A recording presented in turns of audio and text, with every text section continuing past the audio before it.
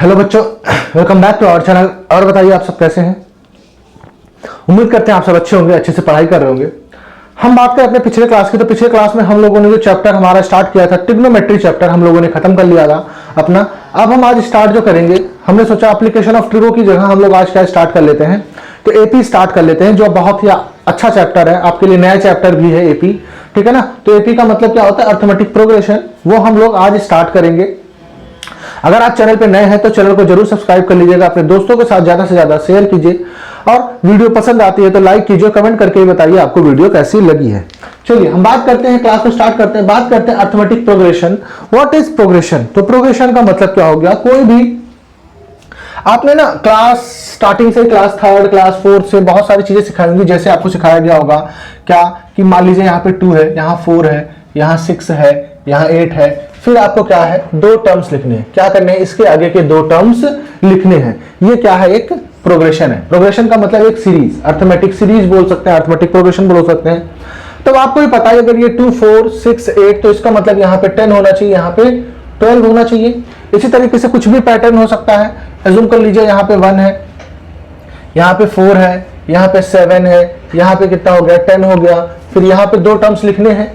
तो आप खुद देखिए यहाँ पे कितने का गैप है, तो यहाँ पे देखिए तो 3 का गैप है, यहाँ पे भी 3 का गैप है, यहाँ पे भी 3 का गैप है, तो यहाँ पे भी 3 का गैप होना चाहिए, और फिर यहाँ पे भी क्या होना चाहिए, 3 का गैप होना चाहिए। तो इस तरीके से कोई भी आपने, इस तरीके से बहुत सारे पैटर्न आप लोगों ने स्टार्टिंग से, क्लास 4th से 3rd से आपको पढ़ाया जाता है, ठीक है ना। चाहे वो इवन नंबर का पैटर्न हो, चाहे ऑड नंबर का पैटर्न हो, चाहे वो ऐड करके कुछ मिल रहा हो, कोई नंबर ऐड करके मिल रहा हो, कोई नंबर सब्ट्रैक्ट करके मिल रहा हो, तो ये बहुत सारे आपने पैटर्न देखे होंगे। तो जो अर्थमेटिक प्रोग्रेशन है वो भी इसी तरीके का एक पैटर्न है। जो आपने पैटर्न सीखे, ये एक स्पेसिफिक पैटर्न है। जैसे अब यहाँ पे तो कुछ भी पैटर्न बन सकता है। जैसे आप यहाँ पे ये भी पैटर्न बना सकते थे कि 1, 4, 9, 16, अब इसके बाद ये और ये। अब यहां पे देखिए तो 1 क्या है, 1 का स्क्वायर है, 4 क्या है, 2 का स्क्वायर है, 9 क्या है, 3 का स्क्वायर है, 16 क्या है, 4 का स्क्वायर है। फिर यहां पे आ जाएगा 5 का स्क्वायर 25, और 6 का स्क्वायर 36। तो पैटर्न यहां पे कुछ भी बन सकता है, ठीक है ना। यहां पे कुछ भी पैटर्न बन सकता है, बहुत सारे पैटर्न सीखे होंगे। लेकिन जब हम एपी की बात करेंगे, किसकी बात करेंगे, अर्थमेटिक प्रोग्रेशन की बात करेंगे, तो एक डेफिनेट पैटर्न होगा। क्या होगा, एक डेफिनेट पैटर्न होगा। कैसा पैटर्न होगा, तो मैं आपको एग्जांपल देके समझाता हूं।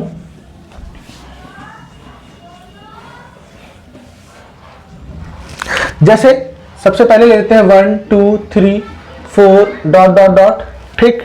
सेकंड ले लेते हैं 100, 70, 40, 10 डॉट डॉट डॉट डॉट।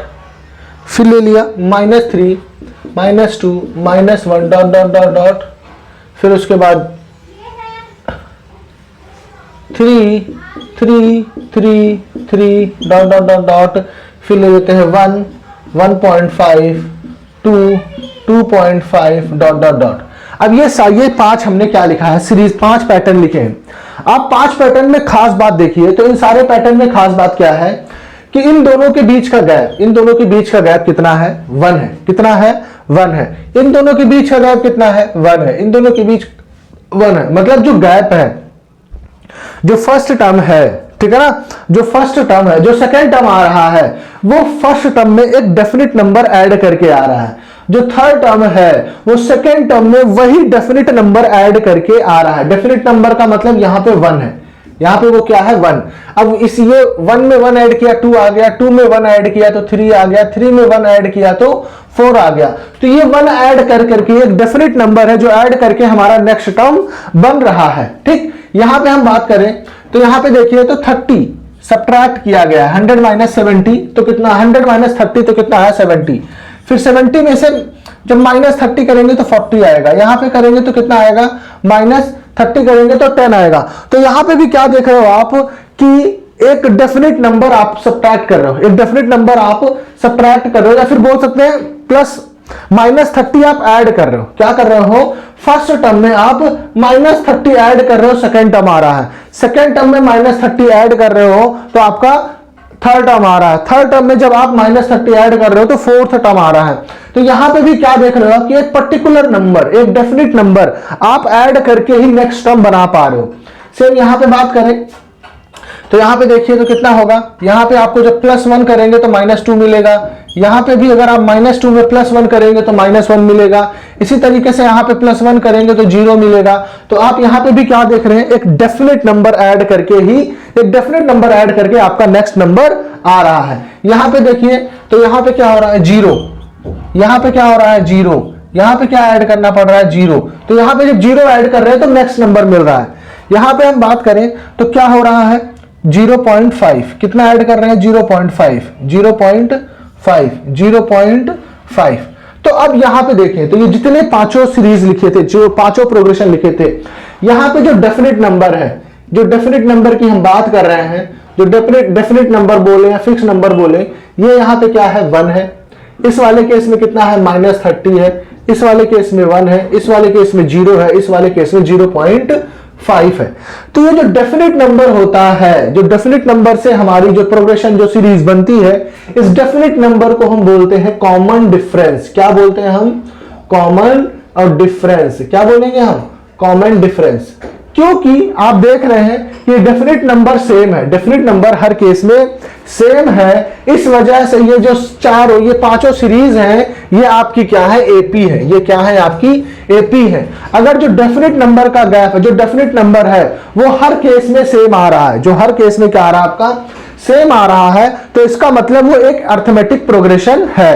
कैसे पता चलेगा अर्थमेटिक प्रोग्रेशन है? तो आपको कॉमन डिफरेंस, जो डेफिनेट नंबर या हम इसको कॉमन डिफरेंस बोले, कॉमन डिफरेंस हर केस में सेम होना चाहिए। कॉमन डिफरेंस क्या होना चाहिए? हर केस में सेम होना चाहिए। अब ये जो कॉमन डिफरेंस है, ये बेटा पॉजिटिव भी हो सकता है, ये नेगेटिव भी हो सकता है, और ये 0 भी हो सकता है। कॉमन डिफरेंस आपका कुछ भी हो सकता है। ये आप यहाँ पे देखा ही आपने कि यहाँ पे 0 भी मिल रहा है, पॉजिटिव भी मिल रहा है, नेगेटिव भी मिल रहा है। तो कॉमन डिफरेंस पॉजिटिव, नेगेटिव, 0 कुछ भी मिल सकता है। तो यहाँ पे हमने क्या समझा? यहाँ पे यही समझा कि अर्थमेटिक प्रोग्रेशन होता क्या है। तो ये एक टाइप का डिफरेंट पैटर्न है, ठीक है ना? ये एक टाइप का पैटर्न है जिसमें क्या होता है? कॉमन डिफरेंस सेम रहता है। जिसमें कॉमन डिफरेंस क्या होता है? सेम रहता है। कॉमन डिफरेंस क्या होता है? तो gap between two terms, gap between two terms. इसको अभी और अच्छे से समझेंगे तो इस तरीके से समझिए कि जैसे मान लीजिए ये पहला टर्म है, आप इसको और समझना चाहें तो ये पहला टर्म हो गया, दूसरा टर्म हो गया, तीसरा टर्म हो गया, फोर्थ टर्म हो गया। तो इसका मतलब आप ये समझिए कि a2 माइनस a1, जो सेकेंड टर्म में से अगर हम फर्स्ट टर्म को सब्ट्रैक्ट करें तो जो वैल्यू आएगी वही वैल्यू आएगी a3 माइनस a2 की, वही वैल्यू आएगी a4 माइनस a3 की। मतलब आप सब्सिक्वेंट टर्म में से अगर पहला टर्म सब्ट्रैक्ट कर देते हैं, बाद वाले टर्म में से उसके पहले वाला टर्म सब्ट्रैक्ट करेंगे तो हमेशा सेम नंबर आना चाहिए। तो इसी को हम बोलते हैं, अगर ऐसा टर्म फॉलो हो रहा है तो इसका मतलब वो एपी है, इसका मतलब वो अर्थमेटिक प्रोग्रेशन है। होप समझ में आ गया होगा, इसको नोट डाउन कर लीजिए।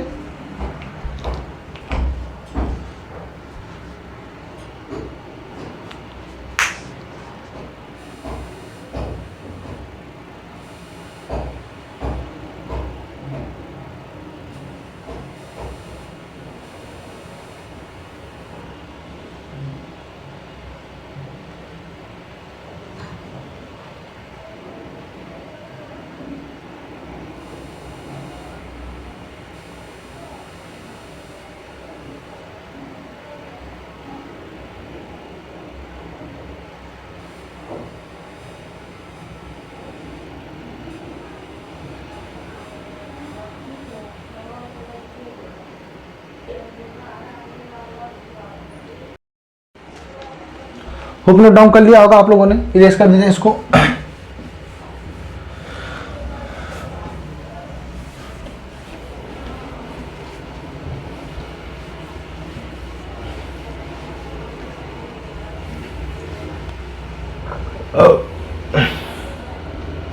अब हम सबसे पहले बात करें इसमें, तो सबसे पहले हम बात करें तो हमको यही पता करना होगा कि जैसे क्वेश्चन होगा, एग्जांपल होगा आपके पास। जैसे एग्जांपल की हम बात करें, पहला एग्जांपल जो है क्या कह रहा है आपके पास, एक प्रोग्रेशन दे रखा है 3/2, 1/2, -1/2, -3/2। अब आपको क्या है, मान लीजिए इस तरीके से ये कोई प्रोग्रेशन दे रखा है, आपसे सबसे पहले कह रहा है पता करो कि क्या ये एपी में है। क्या कह रहा है, पूछ रहा है कि क्या ये एपी में है। तो सबसे पहले हम इसी की बात करें तो एपी के लिए मैंने क्या कहा था कि आपका इसको है ये फर्स्ट टर्म, इसको सेकेंड टर्म, ये थर्ड टर्म, ये फोर्थ टर्म। ठीक, अब ए से रिप्रेजेंट करते हैं first term, second term, third term, fourth term को। हमने क्या बताया था, a2 माइनस a1, तो मतलब कितना हो जाएगा 1/2 माइनस 3/2, तो -2/2, तो कितना आ गया -1। a3 minus a2, a3 minus a2 कितना होगा -1/2 माइनस 1/2 माइनस 2/2, तो कितना आ गया -1। a4 माइनस a3, तो कितना हो जाएगा -3/2 माइनस -1/2, तो ये -3/2 प्लस 1/2, तो -2/2, तो कितना आ गया -1। हर केस में आप क्या देख रहे हैं कि जो डिफरेंस आया है वो सेम है, जो डिफरेंस है वो क्या है, सेम है। तो it means 3/2 1/2 1/2 -1/2 -3/2 form an AP. क्या बना रहे हैं ये, एपी तो बना रहे हैं। क्या बना रहे हैं ये, एक एपी बना रहे हैं। अब इसमें और क्या क्या पूछा, फर्स्ट टर्म। तो बेटा याद रखना कि जब भी कोई एपी होता है तो उसको हम फर्स्ट टर्म को रिप्रेजेंट करते हैं, फर्स्ट टर्म को हम स्मॉल ए से रिप्रेजेंट करते हैं। किससे रिप्रेजेंट करते हैं, स्मॉल ए से। कॉमन डिफरेंस, कॉमन डिफरेंस, जो कॉमन डिफरेंस होगा उसको हम रिप्रेजेंट करते हैं डी से, स्मॉल डी से रिप्रेजेंट करते हैं कॉमन डिफरेंस को। उसके बाद हम बात करें nth टर्म, मतलब जैसे a1 a2 a3, इस तरीके से अगर nth टर्म होगा तो nth टर्म को हम रिप्रेजेंट करते हैं an से। nth टर्म को किससे रिप्रेजेंट करते हैं, an से रिप्रेजेंट करते हैं। यहां पे हमको क्या क्या बताना था, फर्स्ट टर्म, तो फर्स्ट टर्म आपका हो जाएगा 3/2, a कितना हो जाएगा 3/2। कॉमन डिफरेंस पूछा है तो कॉमन डिफरेंस आपने निकाल लिया है सारा, तो कितना है -1। तो ये आपका फर्स्ट एग्जांपल में पूछा था। इसमें क्वेश्चंस बहुत आसान होंगे, बहुत ज्यादा डिफिकल्ट नहीं होते हैं। मतलब आप ये समझिए कि बहुत डिफिकल्ट क्वेश्चंस नहीं आते इसमें से। बेसिक से फॉर्मूले हैं, फॉर्मूले को आप अगर एक बार समझ गए तो फिर कुछ है ही नहीं क्वेश्चंस में, ठीक है ना। तो यहाँ पे बहुत ज्यादा डिफिकल्ट होने वाला नहीं है। जो थोड़ा बहुत था भी वो भी आपके सिलेबस से हट चुका है। अब वर्ड प्रॉब्लम्स वगैरह थोड़ा सा जो डिफिकल्ट, जो ट्रिकी होता था वो भी अब हट चुका है। आपको सिंपल सा फॉर्मूले लगाने हैं, इक्वेशंस बनाने हैं, फिर आपने लीनियर इक्वेशन 2 वेरिएबल सीख लिया है, वहां उसी को यूज करके यहाँ पे सारा का सारा सारे क्वेश्चंस आपके सॉल्व हो जाएंगे। या तो वो लगेगा या तो क्वाड्रेटिक इक्वेशन लगेगा, उसके अलावा आपके कुछ लगने वाला यहाँ नहीं है। नोट डाउन कर लीजिए इसको।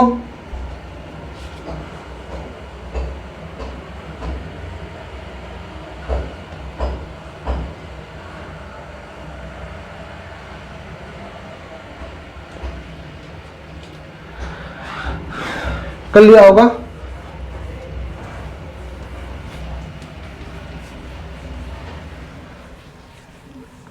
जो फर्स्ट एक्सरसाइज है वो फर्स्ट एक्सरसाइज पूरा इसी पे बेस्ड है कि एपी है या नहीं है, या उसका फर्स्ट टर्म क्या होगा, कॉमन डिफरेंस क्या होगा, ठीक है ना। तो अभी फिलहाल उसी पे डिस्कस करेंगे।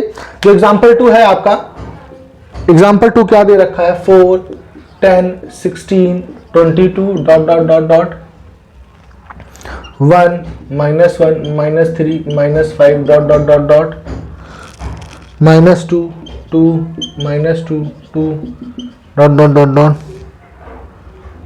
1 1 1 2 2 2 3 3 3 डॉट डॉट। ये आपके पास कुछ सीरीज दे रखी है, ये आपके पास कुछ सीरीज दे रखी है। आपसे पूछा है एपी है या फिर नहीं है। तो देखिए यहाँ पे बात करें हम, तो a2 माइनस a1, ये a1 है आपका, ये a2 है, ये a3 है, ये a4 है। a2 माइनस a1 कितना आ रहा है आपका 10 माइनस 4 कितना आ गया 6। a3 माइनस a2 कितना आ गया 16 माइनस 10 कितना आ गया 6। a4 माइनस a3 कितना आ गया 22 माइनस 16 कितना आ गया 6।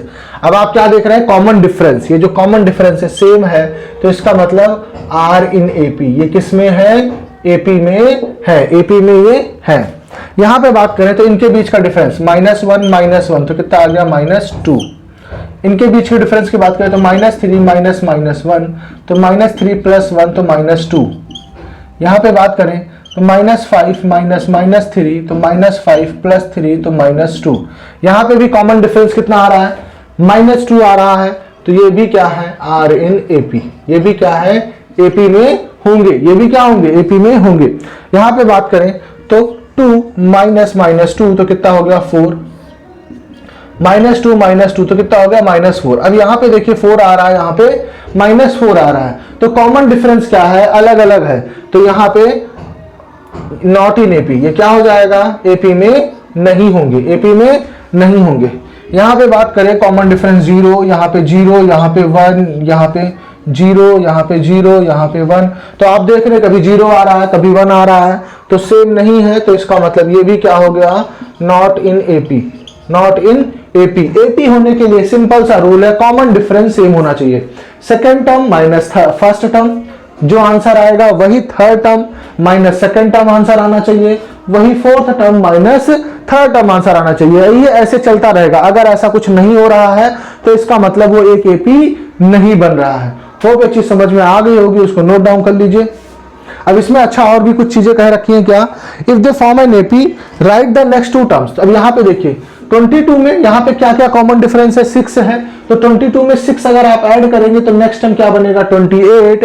28 में फिर से 6 ऐड करेंगे तो नेक्स्ट टर्म बनेगा 34। तो ये आपका हो गया नेक्स्ट टू टर्म। यहाँ पे बात करें तो क्या ऐड किया जा रहा है, -2 ऐड कर रहे हैं। क्या ऐड कर रहे हैं, -2। तो -5 में -2 ऐड करेंगे तो -7, -7 में -2 ऐड करेंगे तो -9। आपसे नेक्स्ट टू टर्म पूछा था, तो नेक्स्ट टू टर्म आपका ये आंसर हो जाएगा। हो समझ में आ गया। और ये दोनों तो एपी बन ही नहीं रहे हैं, तो ये तो ना, इसका नेक्स्ट टू टर्म्स लिखने का तो कोई मतलब ही नहीं है। नोट डाउन कर लीजिए इसको।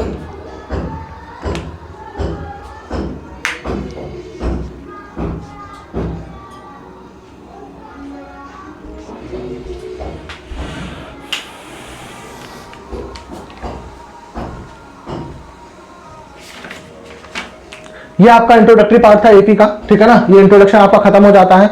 अब इसके बाद जो एक्सरसाइज है वो हम करेंगे नेक्स्ट क्लास में। आज इंट्रोडक्शन था कि क्या होता है एपी, एग्जांपल समझा दिया। अब नेक्स्ट जो एक्सरसाइज का काम है वो हम नेक्स्ट क्लास में करेंगे। आज के लिए इतना ही। अगर वीडियो पसंद आई आपको तो जरूर लाइक कीजिएगा, अपने दोस्तों के साथ ज्यादा से ज्यादा शेयर कीजिए, पढ़ाई करते रहिए, एंजॉय कीजिए। Thank you.